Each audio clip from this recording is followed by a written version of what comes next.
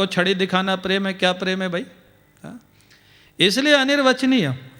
आप प्रेम की व्याख्या कर ही नहीं सकते, वचन व्यवहार में भी उसका निर्वचन नहीं कर सकते। महाराज आप उसकी परिभाषा ही नहीं बना सकते कि क्या प्रेम है। अगर आपके गुरुजी कहते हैं कि सेवा करो तो सेवा करना प्रेम है, अगर वो कहते हैं इस समय सेवा मत करो हमको कुछ काम करना है, तो उस समय सेवा करना प्रेम है कि सेवा न करना प्रेम है? क्या है? सेवा न करना प्रेम है।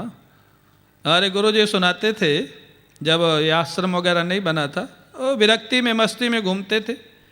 जबलपुर की एक जगह की वो घटना है, वो गांव का नाम है बेलखेड़ा। मैं गया हूँ वहाँ, और जिन सज्जन के यहाँ थे गुरुजी, उनका नाम था ठाकुर नेक नारायण सिंह, जमींदार थे वहाँ के। अब महाराज निश्चिंत जीवन और प्रभु की अनुभूति जिस जीवन में हो चुकी है, संन्यस्त जीवन है, पूज्य बाबा का महाराज पूर्ण आशीर्वाद जिनको प्राप्त था, वो मस्ती में प्रवचन होते थे। 1 महीना वहाँ रहे, 1 महीना, हजारों की भीड़, निश्चिंत जीवन, कोई प्रवृत्ति का काम था ही नहीं, आश्रम भी नहीं था, शिष्य भी नहीं थे, कोई निश्चित प्रोग्राम भी नहीं थे। अब महाराज गुरुजी ने कहा कि सन्यासी का ये भी धर्म है कि एक ही जगह पे ज़्यादा नहीं रहना चाहिए। तो चलने की योजना बनाई तो लोग रोने लग गए। अब सारे लोग रोए, क्योंकि इतना रस मिला, निश्चल प्रेम मिला, निश्चल प्रेम संत का, कि अब लोग छोड़ने को तैयार नहीं गुरुजी को। अब महाराज, अब गुरुजी को बड़ी समस्या, अब क्या करें। बिल्कुल महाराज, और बड़े जमींदार, बड़े बड़े लोग पैर पकड़ लें, रोने लग जाए। तो गुरुजी कहते हैं कि हमारी सेवा में जो एक सज्जन थे, दादाजी उनका नाम था, वो जबलपुर के ही थे। बोले दादाजी से उन लोगों ने पूछा कि महाराज जी को कैसे रोका जा सकता है, क्या उपाय है रोकने का, क्योंकि महाराज जी कह रहे हैं अब जाना है। तो वो स्वाभाविक दादाजी जी ने कह दिया कि भाई महात्मा तो प्रेम के वश में होते हैं, बाकी कोई शक्ति संपत्ति महात्मा को नहीं रोक सकती। तो बोले प्रेम का अर्थ क्या है वो बता दो। बोले महाराज जी खूब सेवा करो, प्रेम से खिलाओ, स्नान कराओ, प्रेम प्रकट करो। अब महाराज जी बोले वो फिर ऐसी बेवकूफ़ी हो गई वो प्रेम की परिभाषा में बोले वो इतना पैर दबावें कि वो दर्द होने लग जाए दबाते दबाते। ये तो प्रेम नहीं है। पैर दबाना प्रेम है, ये ठीक है, लेकिन अब इतना दर्द दबाने लग जाए कि दबाने से ही दर्द होने लग जाए। अब बोले रसगुल्ला खिलावें तो खिला ही रहे, क्योंकि अब दादाजी ने कह दिया प्रेम से खिलाओ, प्रेम से पैर दबाओ, प्रेम से महाराज स्नान कराओ। अब नहला रहे हैं तो 2 बाल्टी, 4 बाल्टी, 6 बाल्टी। अरे तो अभिप्राय क्या है? माने प्रेम को आप किसी परिभाषा में बांध ही नहीं सकते। अब वैसे प्रेम से भोजन कराना प्रेम है, लेकिन अब प्रेम का अर्थ ये तो नहीं है कि 10-20 गुलाब जामुन ज़बरदस्ती खिला दो तो महाराज खुश हो जाएंगे और रुक जाएंगे। पैर इतना दबाओ कि पैर ही दर्द करने लग जाए तो महाराज खुश हो जाएंगे। इसका नाम प्रेम नहीं है। तो इसलिए कहते हैं अनिर्वचनीय प्रेम स्वरूपम। और जानते हो फिर महाराज जो कैसे भागना पड़ा वहाँ से? अब वो लोग छोड़े नहीं। और वो जो राजा साहब थे वहाँ के महाराज, पहले छोटे छोटे राजा होते थे ना, नेक नारायण सिंह ठाकुर थे, वो क्षेत्र के राजा माने जाते थे। उन्होंने चौकीदार लगा दी कि महाराज जी का, महाराज पैदल भी चलते थे, कहीं पैदल निकल जाए। तो महाराज जी प्रातःकाल महाराज शौच के लिए बाहर जाते थे, जंगल में, गांव का एरिया था। तो सबको कह दिया कि देखो हम शौच के बहाने ही जाएंगे और उधर ही चले जाएंगे। अपने जो सेवक थे, पीछे सामान अमान तो आ जाएगा, जो थोड़ा बहुत है, सामान ज़्यादा था ही नहीं। और महाराज वो बस वो प्रातःकाल 4 बजे निकले और निकल गए। अब शौच जाने के लिए तो कोई चौकीदार मना नहीं कर सकता है।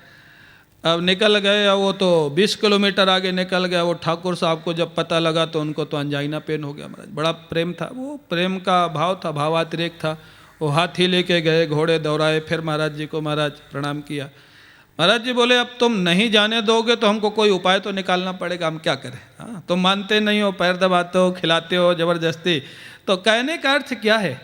वो प्रेम था, लेकिन प्रेम क्रिया में किस रूप में, कहाँ, कब प्रेम बनेगा और कब विवेकहीन श्रद्धा और प्रेम बन जाएगा, ये निर्णय करना बड़ा कठिन काम है। तो इसलिए कहते अनिर्वचनीय प्रेम स्वरूपम। प्रेम का जो स्वरूप है उसकी एक परिभाषा नहीं लिखी जा सकती है कि पैर दबाना प्रेम है, भोजन कराना प्रेम है, कपड़े देना प्रेम है। क्या प्रेम है? माने हमेशा ध्यान रखो, आराध्य की इच्छा में अपनी इच्छा मिला देना वो प्रेम है। हाँ, लेकिन इच्छा का ज्ञान होना चाहिए, वो बड़ा कठिन काम है, बहुत कठिन है महाराज।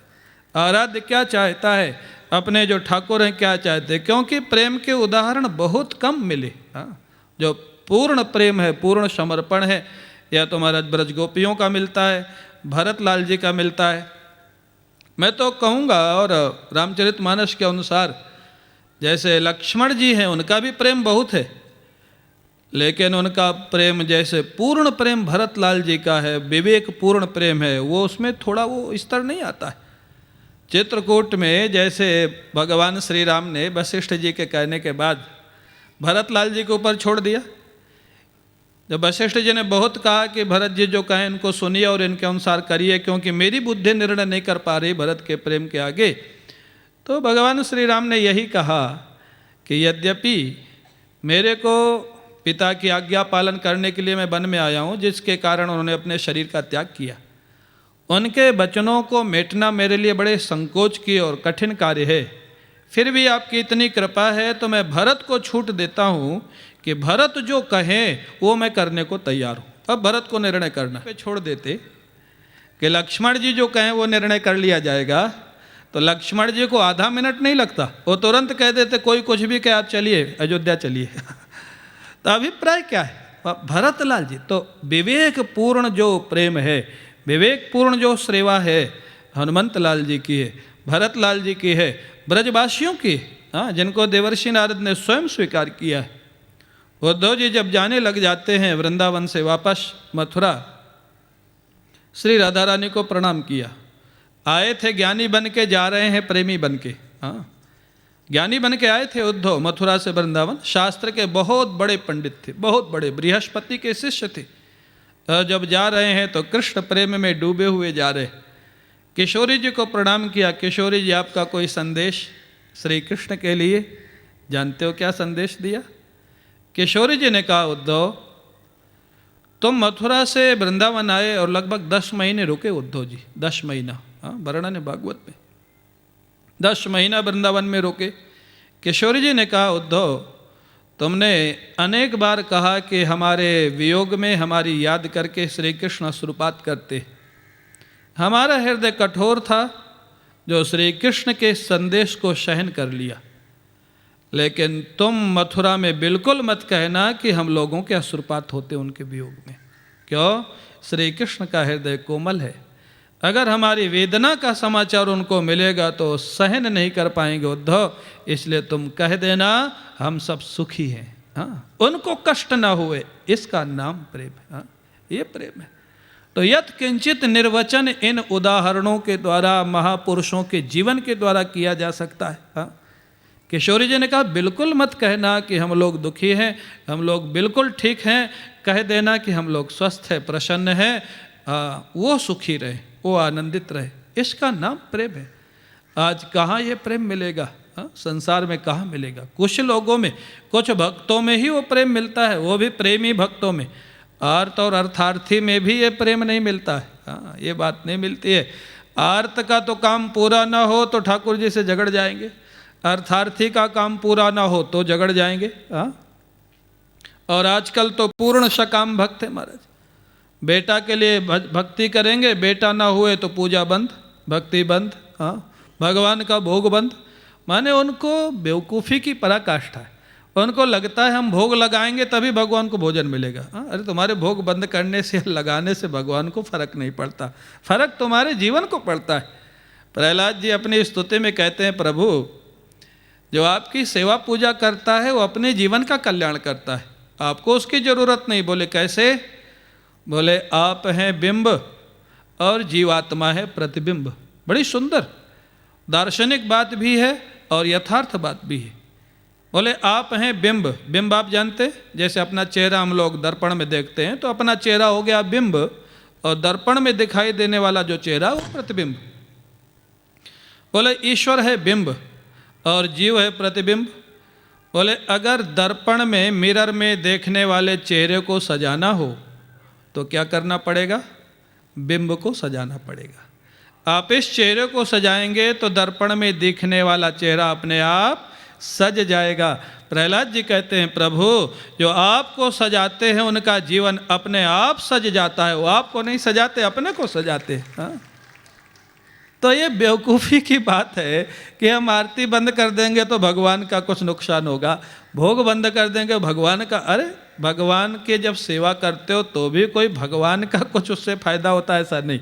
भगवान आपकी भावना देखते कि इसकी भावना इतनी जुड़ी हुई है तो कृपा करके आपका काम कर देते। हाँ, अन्नपूर्णा जिनकी सेवा में लगी हुई हैं, लक्ष्मी जिनकी सेवा में लगी हुई है, बड़े बड़े दिक्पाल जिनका इशारा देखते रहते हैं, उस परमात्मा को आपकी छोटी सी सेवा की ज़रूरत नहीं है, आपके भाव की ज़रूरत है, प्रेम की ज़रूरत है।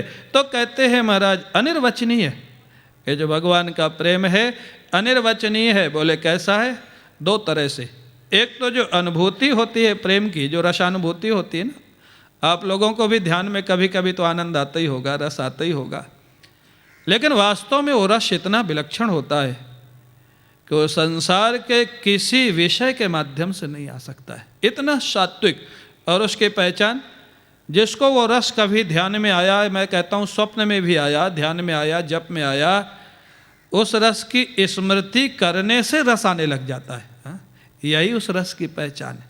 एक बार भी जिसको दर्शन हुआ या वो रस आया, उसका स्मरण हो जाए, स्मृति हो जाए, तो उसका महाराज आनंद आने लग जाता है।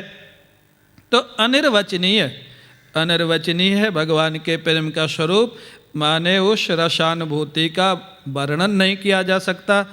और दूसरी बात क्या है?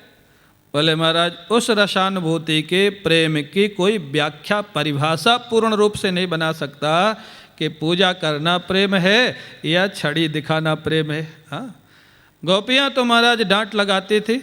हाँ, ब्रज के लोग आज भी गाली देते हैं ठाकुर को, जगन्नाथपुरी के लोग गाली देते। तब स्तुति करना, स्तोत्र पाठ करना प्रेम है या गाली देना प्रेम है?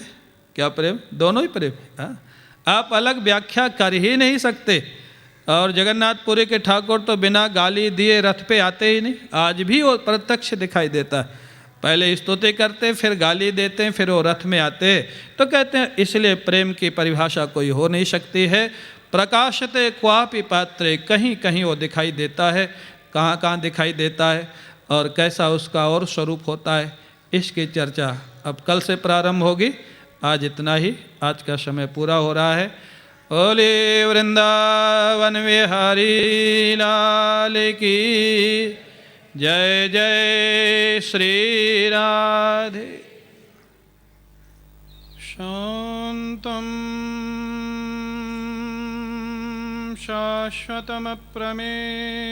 शाश्वतमप्रमेयमनघं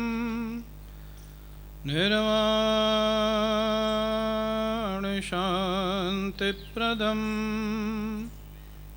ब्रह्माशम्भुफणीन्द्रसेव्यमनिशं वेदान्तवेद्यं विभुं रामाख्यं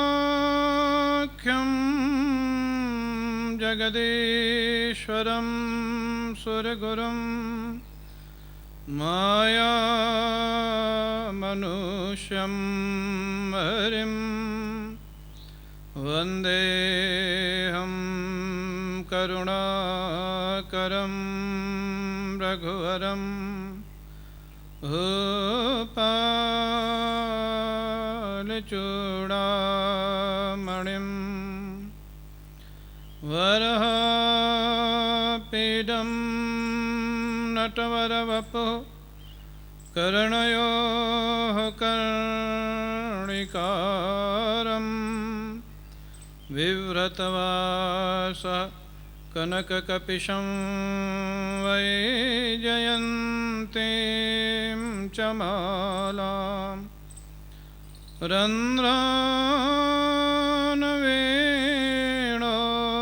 रन्ध्रानवेणोरधरसुधया पूरयन् गोपवृन्दैः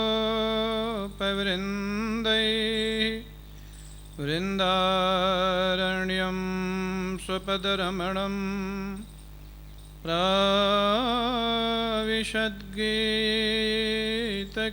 प्राविशद्गीतकीरुतिः सच्चिदानन्दरूपाय विश्वोत्पत्त्यादिहेतवे तापत्रयविनाशाय श्रीकृष्णाय वयं नुमः। यं प्रव्रजन्तमनुपेतमपेतकृत्यं द्वैपायनो विरहकातरया जुहाव पुत्रेति तन्मयतया तरवोऽभिनेदुः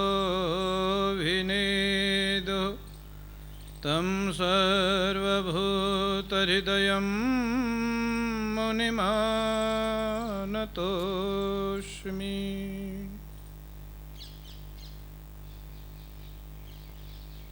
श्रीराम जय जय राम।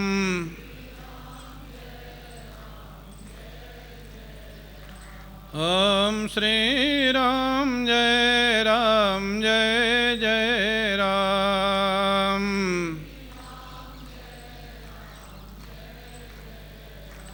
ओम श्री राम जय जय राम।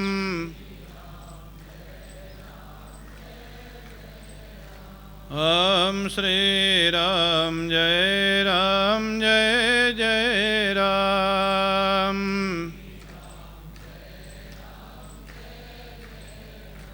ओम श्री राम जय जय राम।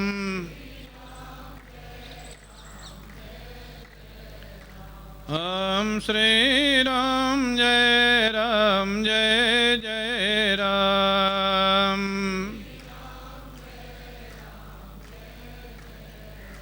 ओम श्री राम जय जय राम।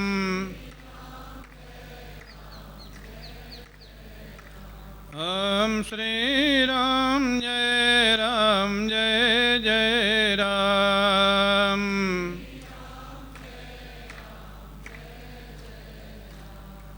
बोलिए सियावर रामचंद्र भगवान की, श्री सद्गुरुदेव भगवान की।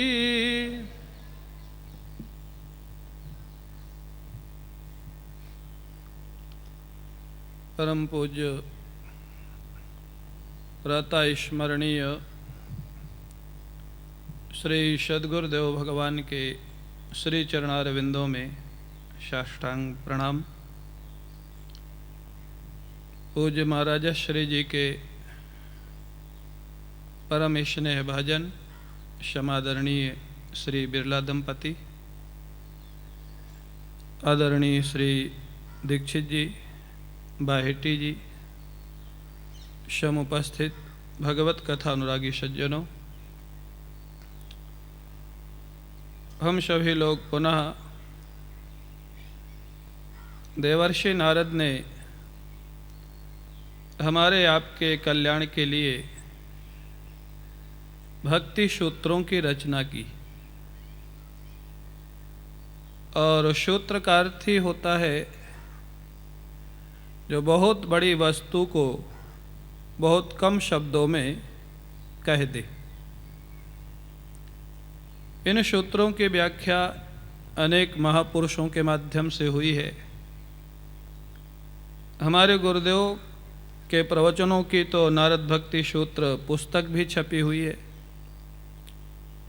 और हम लोगों के पास उन्हीं का प्रसाद है जो कुछ है। कल हम लोग चर्चा कर रहे थे भगवत प्रेम की, प्रेम का स्वरूप, कल उसकी चर्चा थी।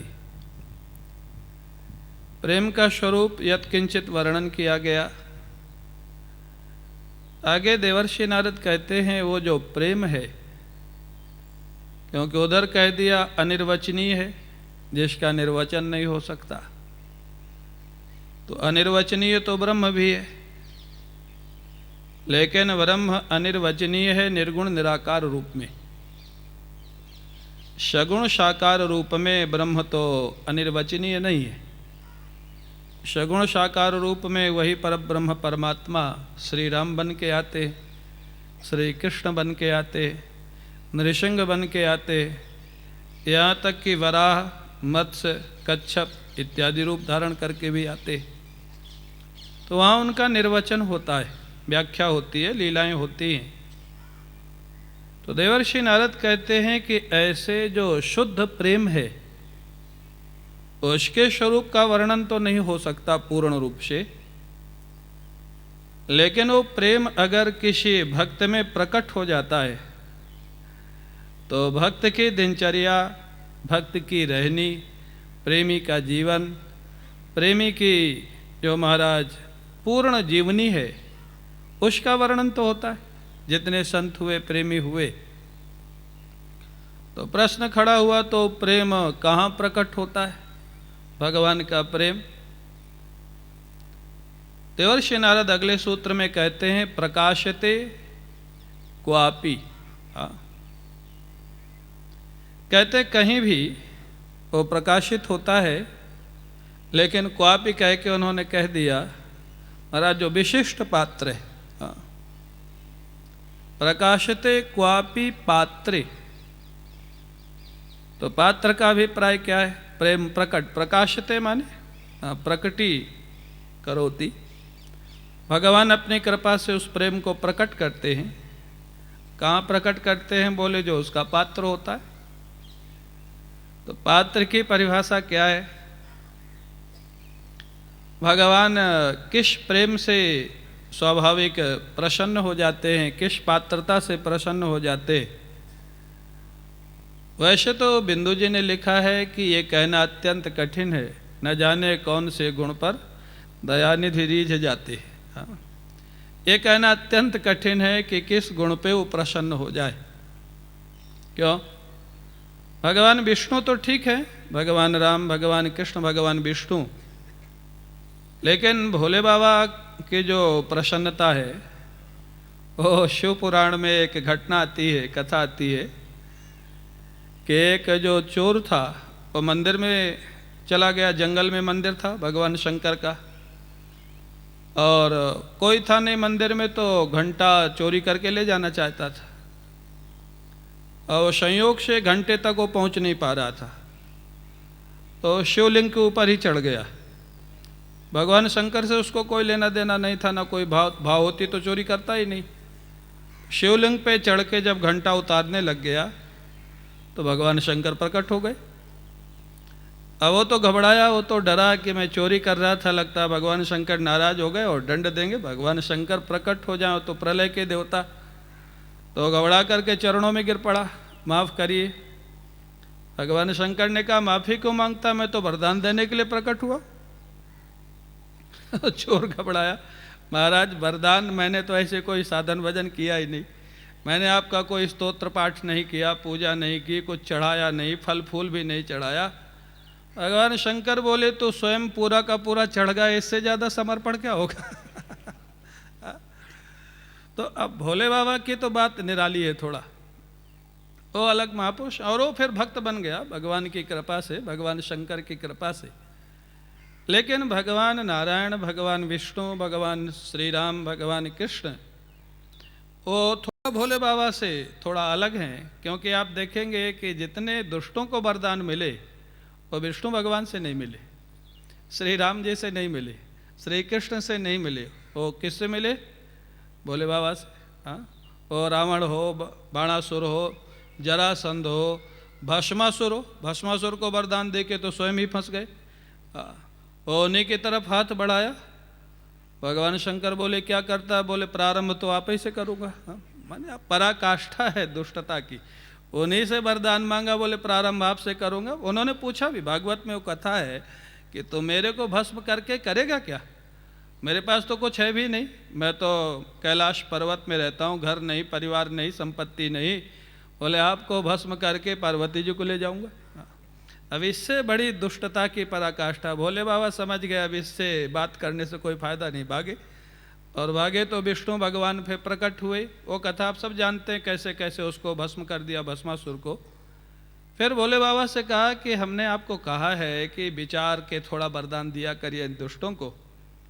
भोले बाबा ने कहा विचार तो मैंने भी किया था, लेकिन जब नहीं माना तो मैंने सोचा कि कुछ गड़बड़ होगा तो आप तो आ ही जाएंगे। तो आप तो आ ही जाते।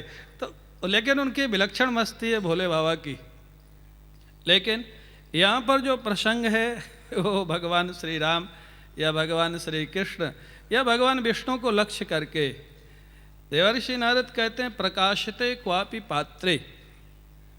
भगवान का प्रेम किसी विशिष्ट पात्र में प्रकट होता है। बोले पात्र की परिभाषा हमारे गुरु जी कहते हैं पात्रता का अर्थ है निश्चल भाव, हाँ, निष्कपट। सबसे बड़ी बात है निष्कपट। एक बार पूज्य रामकिंकर जी महाराज ने मेरे से पूछा, भागवत का श्लोक है, दूसरा श्लोक है भागवत का, धर्मा प्रोज्झित कैतवोत्र परमो निर्मत्सराणाम शताम अत्र श्रीमद्भागवते प्रोज्झित कैतव धर्म निरूपिता। वहाँ पर कहते